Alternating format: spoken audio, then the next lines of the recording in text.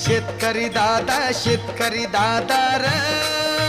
सांगत हिरवं रान तुझं शेती मळ्याचं गाण मी गातोय आनंदान